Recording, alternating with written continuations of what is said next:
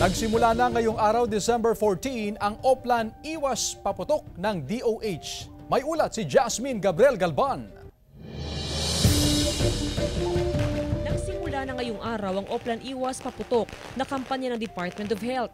Activated na ang fast lane o express lane sa mga pampublikong pagamutan sa Region 1 para sa mga magiging biktima ng paputok ngayong holiday season. Ang Oplan Iwas Paputok po ng Department of Health ay kabilang po sa ating Ligtas Christmas para sa Healthy Pilipinas campaign. So doon po sa Ligtas Christmas para sa Healthy Pilipinas campaign, meron po tayong tatlong component niyan, no?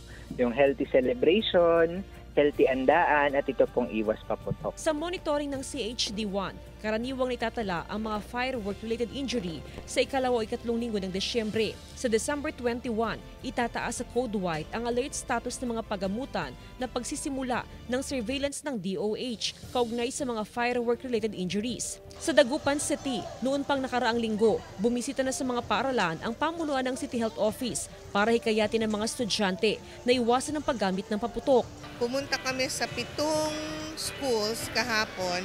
Nag-conduct kami ng lecture on how to prevent yung firecracker injuries and then firework-related injuries.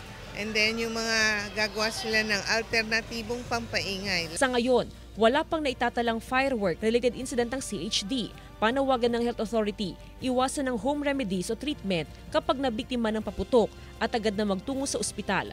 Kasama si Henry Duminsil, Jasmine Gabriel Galban, 1 North Central Luzon.